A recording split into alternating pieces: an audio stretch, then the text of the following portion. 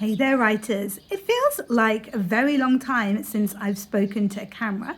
My last couple of videos were pre-recorded quite a bit earlier than they came out. So I guess it has been well over a month since I've actually picked up a camera and spoken to it. So let's hope I still remember how to do it.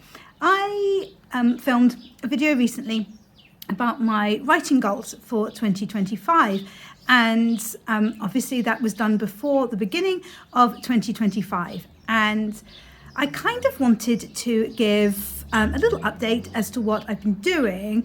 But also this video is designed to make anybody feel better if their new year hasn't gone quite how they'd hoped it was going to, because mine definitely hasn't.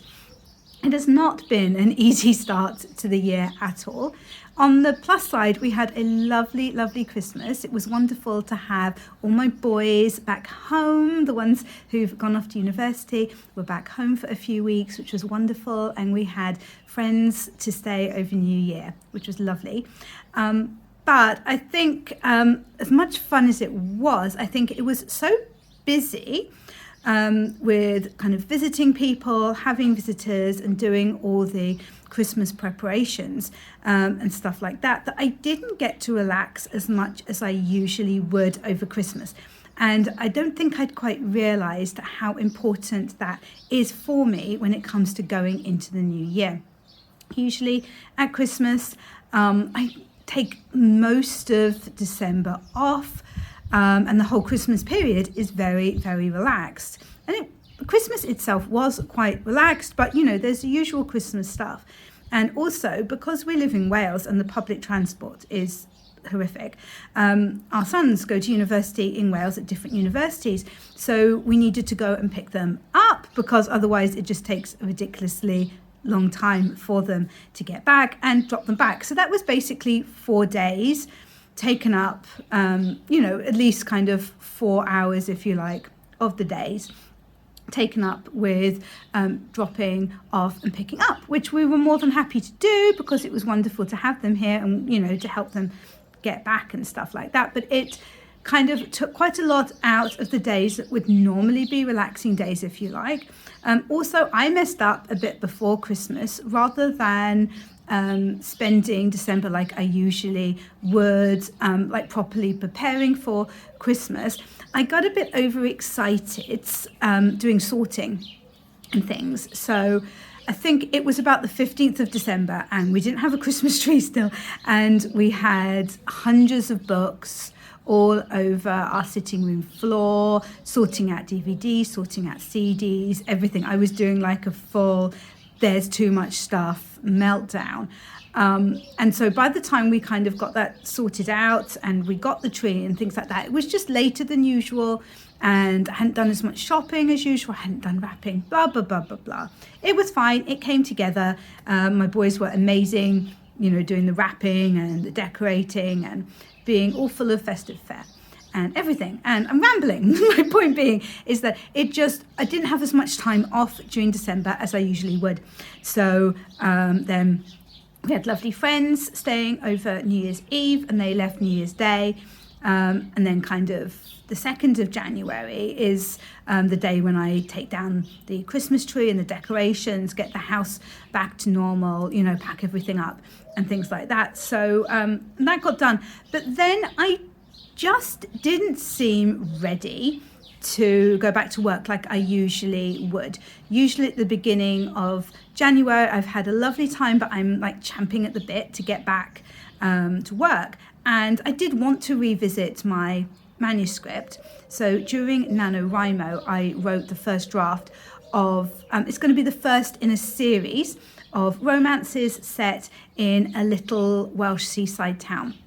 And it was about 57,000 words, this first draft, which was awesome because my books were about 60,000 words. And I was kind of looking forward to getting back to it. I did want to, but not with the vengeance that I usually do. And partly because I just wasn't rested enough, I think, but also we just had like a lot of things going on. My husband had a small operation yesterday. He's doing fantastically, but that was weighing on my mind. Neither of the dogs have been all that well. They've both they both have epilepsy, and they've both had seizures recently, so that's weighing on my mind. One of my boys has a problem with one of his knees. There's just like various things like that, and I think that's been kind of using up my mental capacity, for want of a better phrase. So even if I've had the time to sit down and write, and I have sat down to write a few times, I'm just not really getting anywhere with it. So what I'm going to be doing over the next week, I've decided, and I will make a video about this next week, is I'm going to be designing like a very gentle start to the new year for myself for the rest of the month, so that when it gets to the end of January, I can kind of go, okay, like that was nice. I've moved things forward, but I've very definitely done it at my own pace, and I've kind of kept on top of other things as well and looked after myself. And I think that's probably the best way to go forward. I'm also finding that I'm not reading as much as usual. It's very peculiar. So I really want to get back to reading. One thing, though, which is kind of work related, and which I have been reading, but which also was not like as I expected at all, or didn't go as I expected, is The Artist's Way. So when I was talking about my goals for 2025, I did say that I was going to read The Artist's Way, but I also said that I was going to work through it, and that was my intention. And I know that a lot of people really, really value this book, and they get a huge amount of many aspects of it, particularly the morning pages, particularly the artist's date, which the author recommends. But what I found when I sat down later than I planned to read the first chapter and work out how I was going to fit the exercises and things into the like the first week, which is what you do. It's divided up. If you don't know much about the book, it's divided up into weeks, and there's like a chapter to read, and then there's exercises to work through to help with creativity and things. But what I found is that while this book obviously is incredibly useful for many people, it just didn't resonate with me, at least for the first few chapters. I'm about halfway through now, and I'm just not feeling the urge to do the exercises that are there, because many of them I don't feel are relevant to me. And a lot of that is just because I am very, very lucky. The first chapter, I believe in particular, is basically about things that are people in particular who are blocking your writing, people who have maybe said negative things about your writing, and basically getting over that stumbling block of like putting aside what these people have said in the past and being able to move on to being creative. Well, I don't have that problem. I've been a writer now I've been published for over 11 years. I've got a lot of books out, and I have an awful lot of support from my friends and family. I haven't been in a position where I've had people telling me, oh, you could never write a book, or your book would be rubbish, or you'll never finish a book. Or I mean, everybody has bad reviews, I guess, but I'm also pretty good at not focusing on those bad reviews, and I don't go out of my way to read reviews. If I see one, if somebody shares something on Instagram, I might read it, but honestly, if people share it like that on Instagram, it's usually a positive review. So what I kind of felt is that, as useful as those exercises might be for some people, they just weren't right for me.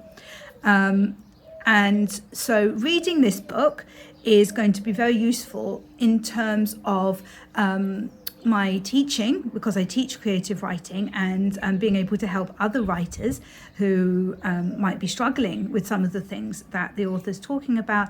But it's just not for me.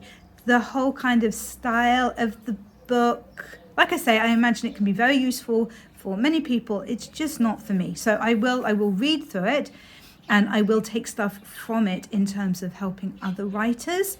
But at least at the moment, I don't feel the desire to do the things that she's suggesting. I'm kind of doing some of the exercises in my head if I think that they're like quite useful in that kind of way, but I'm really not feeling the need to kind of sit down and write out the answers and spend a lot of my day working through these exercises. Not that I've really had the time to do that anyway.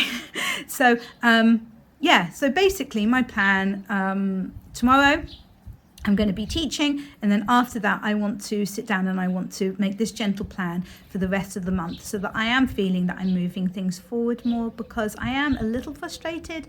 I appreciate that it's only 2 weeks into the new year, so I'm not going, oh my goodness, this year's a complete disaster, it's a write-off or anything like that. But I did want a gentle start. It's not that I wanted to go in guns blazing, but I was kind of expecting a little bit more than this.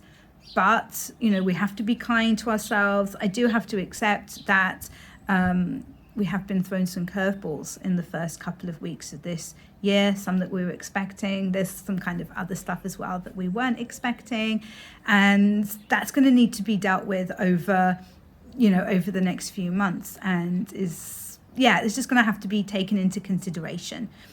Stuff that I didn't realize was necessarily going to as much. So I just have to do the best that I can and look after myself. We'll have to be realistic about what we can achieve, what we can manage, and put ourselves first to the extent that we can. Of course, especially if we're parents or carers, you can't always put yourself first all the time, but as much as we're able to. So I hope that everybody watching has had a good start to the new year. If you haven't, if it's been a little bit rougher than anticipated like ours has, well, I hope that it gets better soon, and I hope that you're able to work out strategies to still be able to do the things that you're really hoping to do. And now we're only 2 weeks into the new year. If you haven't done anything, it's not a disaster. Honestly, I've still got Christmas cheese that I'm working through, so I really shouldn't be worrying. I think the new year rule should be, it's only when all the Christmas cheese has been eaten that the year properly starts, and we properly have to start being all productive and things. I think that is something that we should take forward. Well, I really hope you've enjoyed this video. Look out next week for my video about the kind of process that I'm going to be using to go forward, to be gentle with myself, but to still make sure that I do manage to achieve some things in the second half of this month. And I will catch you in the next one.